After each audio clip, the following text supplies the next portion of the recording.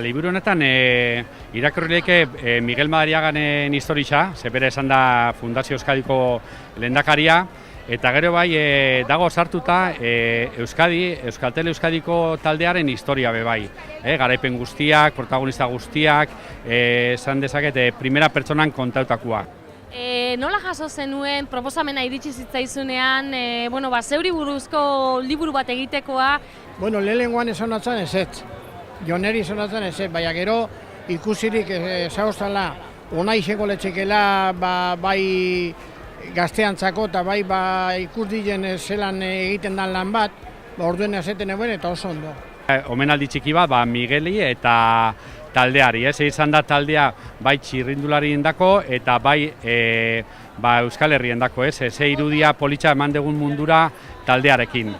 Nik uste dut dela sentimintxu batzuek ezin dizela esan bere inez, zera posgarririk handiena, hainbeste urte egon, hainbeste geuse egin eta gero lan ikustea, eta geur, hemen dauen giroagaz hemen ikustea posgarri handie dela. Nik uste dut personek ukileginik egunik handiena.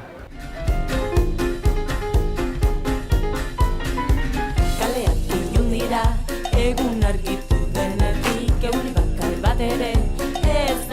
Ez dela bakarrik Kataluniari begira, gure herriari begira, Euskal Herriari begira, aztertu nahi izan du. Noski Katalunia hor sakonean dago eta nolabait ikerketarik potentena hango prozesuari buruz egin dugu, baina hango erreflejua onantza etorria ere nolabait ikasgai batzuk ateratzeko. Egin dugu elkarrizketa askoren dela medio, 17 elkarrizketa dago eta gero iritsi artikulu bat Puigdemont presidentearena bera bidalitakoa, hain zuzen ere liburu honentzako, eta pozik gaude atera dugun liburuarekin eta pentsatzen dugu nahiko gaurkotasuna handia daukala liburua, naizta 6 hilabete pasata argitaratu zenetik, gauza gehiena mantentzen dira, aldatzeko gauza eskasa izango ziren momentu hontan, eta guztiz gomenigarria irakurtzeko.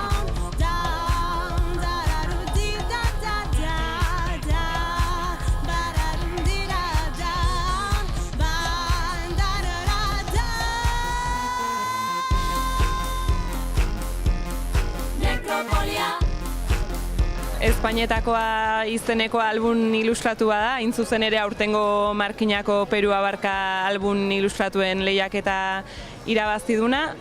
Bion artean indegu, ni arduratu naiz testua edo hitza jartzeaz eta malen irudia jartzeaz. Pixkat aurreatzeko ze kontatzen duen edo, lehenengo pertsonan idatzitako kontakizun lineal badago, baina gero aldi beren eteten da edo mozten da aldiro beste hirugarren pertsonan idatzitako hausnarketa edo gogo eta sakonago batzukin, orduan da aldiro hori. Linealtasuna, baina baita badazkaulako mozketa batzuk edo.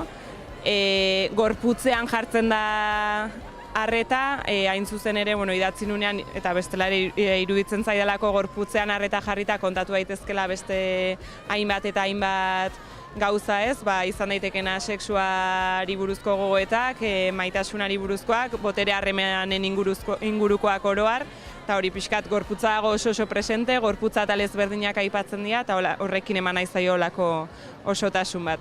Hane konte duen guzti hori ilustratzeko ardura hartu dut, eta nik bere kronologia horretan zelan apurketak eta goten diren, irudi figuratibo batzukin egin dut kronologikoki ordenatuta dagoen ipuinaren zatia, eta beste gero hausnarketako espazio horrek edo testu eta testu formato diferenteekin ilustratu doaz.